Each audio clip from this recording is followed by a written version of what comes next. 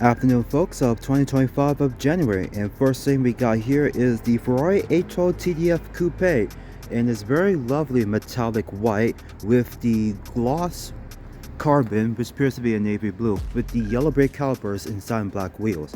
Beside it we got the Ferrari Puro Sangue, which is also, I believe it is a tailor-made spec. Sorry about the bumble words because outside is too cold.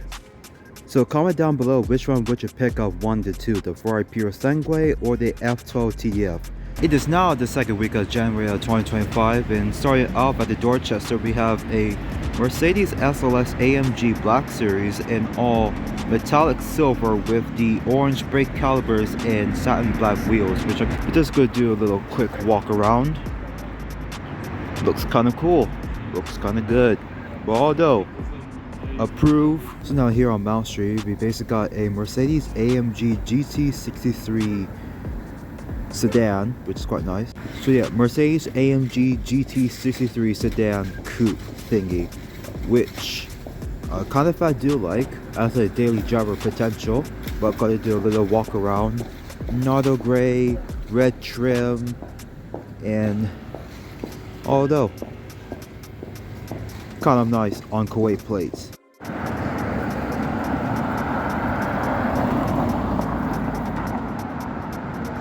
Nice. We're going to approach this Bugatti of H.R. Owens, but until you realize they're basically close. But here's the little twist.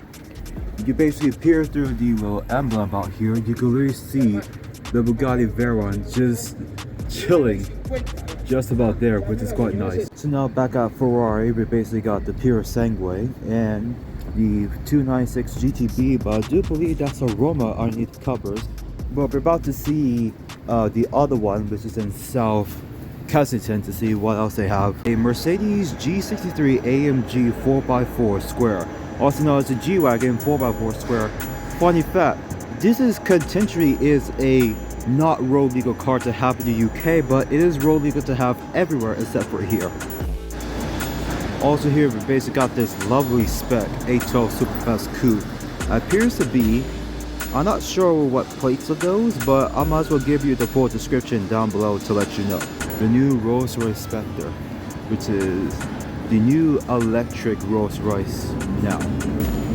As you can see, all silent. But just came back to this AMG, so I realized while walking past, it got 3 parking tickets. So, a little simple but nice Mini Cooper. Love it. Here's I spotted a little Lowe's Amira. Oh no, that's the Ferrari 458. Okay. Also here we got the Lamborghini Huracan Technical Coupe, which is very nice. The replacement to the SVJ that was here years ago. Why am I filming this BMW 2 Series for?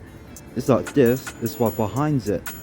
This Aventador SB Roadster, the same in 701, the infamous weapon with the Caprizo exhaust. Satin orange wrap with trim, satin everywhere, love it. Side of Brabus of Mayfair, Bob Foster, the Brabus G-Wagon, there's Brabus AMG GT63 back there, the Brabus Smart 42, the Brabus Smart 42, which is very rare, but also the 964 Turbo, and there in the back for my Mopar enthusiasts, that is an SRT Hellcat Red Eye wide body, which is very nice. We got a Huracan Sherrado out here, which is quite nice.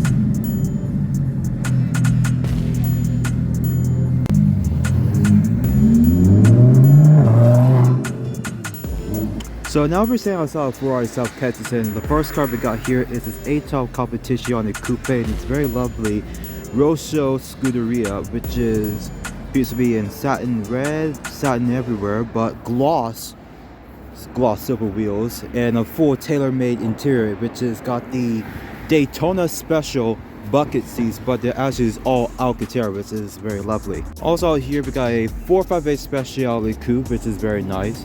The Ferrari Tel Cilindro, which is also nice.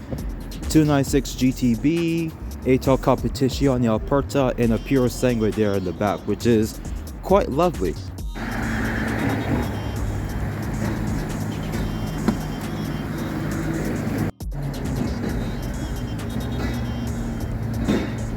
12 cylinder.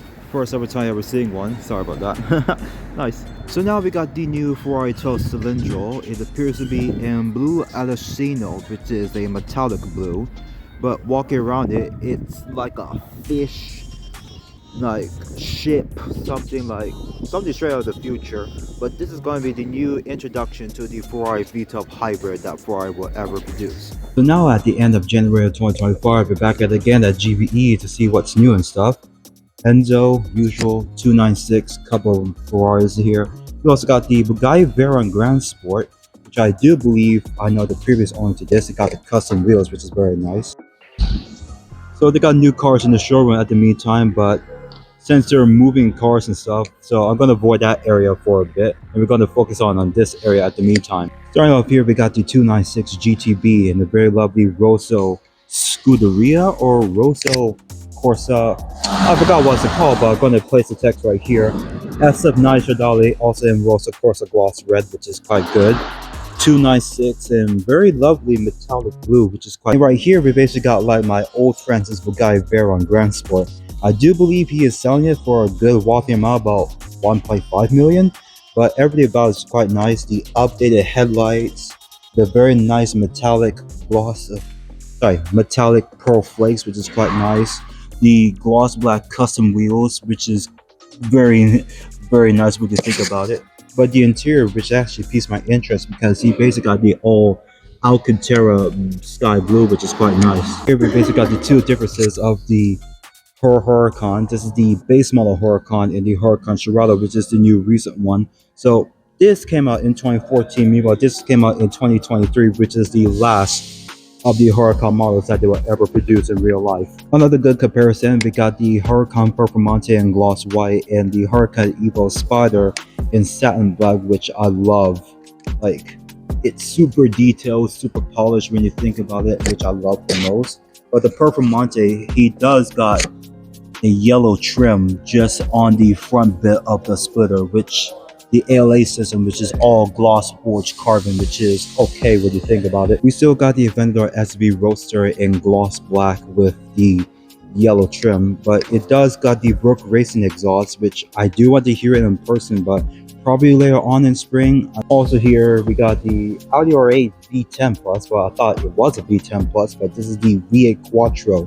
So when I was walking past here, I noticed that it's not a 6-speed gated manual, but instead it's the 6-speed single clutch Tiptonic, which is quite nice. Here we basically got the lovely 720S Coupe, but this one does got the 1016 Industries carbon aero kit, which makes it look more like a 765 LT when you think about it. But this one in particular was owned by my good friend of his that used to live in Manchester, but it's currently. Also here we got the 992 GT3 RS YSEC RS, which is in a very nice gloss black spec with the satin panoramic black and satin red wheels, which is kind of nice. But everything about it is like a very good ideal sort of spec, but for me I'd rather go for like a green or like a silverish white. So standing right here, we got the 720S, but this one in particular is called the Apex Edition. If you don't know, this is like the loudest 720S that they have here currently, which I'll put the clips right here to let you know how loud it is. It shoots like massive flames at the back, but I do remember.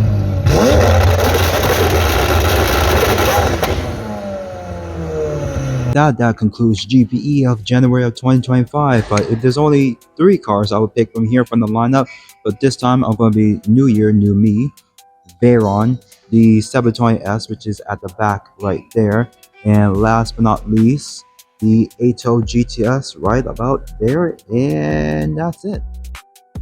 So now for the start of January of 2025, we're back here again at DBS UK to see what they now have in the showroom, and so far kind of nice. We're going to start out here. So far, a very good, decent of a lineup. A couple of McLarens and stuff, like the 720S Spider, which is over there. The AC Cobra, which is nice. The Cayman GT4, which is quite underrated. 911, 992 Speedster, quite rare. And a 992 Turbo S Cabriolet, which is quite nice. 720S Spider, which is a very nice spec. All McLaren gloss orange, which is quite nice. with the satin gunship gray wheels with the orange brake calipers. Look on further within the interior, it is all Alcantara. Very nice with the orange trim, and although it's a good spec. Here before us, we got the 48 GTB Coupe, which is very nice. The 458 Italia Spider, which is a very ideal dream for a Ferrari V8. 360 Modena, these are criminally underrated, but I'd rather go for one right now. Aston Martin V12 Vantage S, which is a very nicely deep British racing green, which we'll go check. So this V12 Vantage S, which is a very deep metallic, like British racing green. Like the lens picked it up so well when you look at it, which I'll zoom in for a bit to let you know. Like it's a very deep British racing green. So you may be wondering, this is the Aston Martin V12 Vanquish Zagatos GT Coupe, which is right now going for at least 1 to 4 million pounds right now in the market. So right here, we basically got the most rarest Mercedes-Benz, the CLK AMG Coupe Black Series. I've seen these a couple of times before, and also here we got the Ferrari F12 Superfast, which is very nice and all gloss white. And we also got the another one as well in Rochelle Corsa, I do believe, with the tan interior, which is kind of nice. About my dream spec Audi, the Audi RS4 Avant. Well, this one in particular is the most rare version by Apt, so they make at least 150 of them ever made and boost them up to at least 700 horsepower. So this is one out of 150 ever made. If first ever time ever seen one, talk about my dream Lamborghini V10, the Gallardo Superleggera.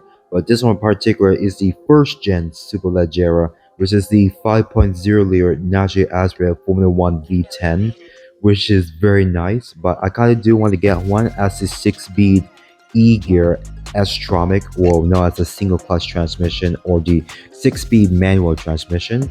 And right beside it, we got the Huracan Evo all-wheel drive coupe, which is very nice. So also next to the Huracan Evo, we got the Huracan Performante Spider, both of them matching in both Verde Mantis metallic green, which is very nice. Ideal dream Lamborghini Murcielago first gen, but this one particularly isn't like your regular first generation. But if we continue to go the back of here, you notice that he has is a 6-speed manual transmission, which right now in the market go for at least 5 to 700,000 in the market, which is kind of nice. And right beside it, we got the LP640, which is the most absolute end game dream of a Lamborghini. For this, guys, the Lamborghini Murcielago LP640-4 Coupe, which is in the same exact spec how I would wanted it, which is Orancio Atlas paint, which is this orange right here. He does got the Ferrito, sort of say, style OEM wheels, which appears to be in gunship metal gray, but it could be black. And the full orange interior, which is kind of nice. It's orange and black when you think about it, which I love the most. And now we're going to move on to the Lamborghini Aventador Roadster selection. We got the S Roadster, which is kind of nice.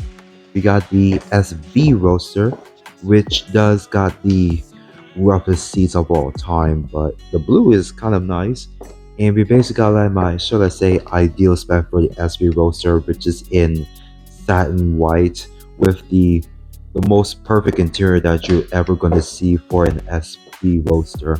Like when you look at it, I kind of do love this spec a lot more. And we also got the Mazda M600 right there. Right here, we got the Mazda M600, or just a Mazda, which is a Corvette C5 or C6 kit car. So it's technically, they run on Corvette LS motors. I do believe this is supercharged or twin turbo, make at least 900 to 1400 horsepower, originated from factory. But even though it is not from factory, since these are literally just kit cars. And right here, we basically got the 3-in-1 combo: SLR McLaren, Lamborghini Countach LP 4000 QB, which is kind of nice, and the Mercy SB. But we're going to start off with the Mercedes-Benz. So this is one of the 3 holy trinity of the early 2000s, and here's a little quirk, or should I say a hidden feature for it.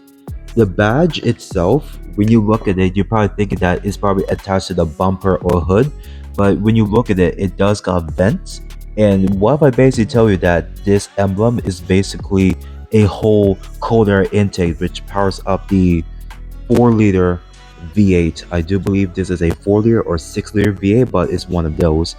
So yeah, to let you know, this isn't an emblem, but this is the fact is a cold air in. We're gonna move on to the Lamborghini Countach LP 4000 QB, which is everybody's most seriously diehard ideal spec, which is Rosa Mars paint, gloss paint with the tan interior, which is very nice.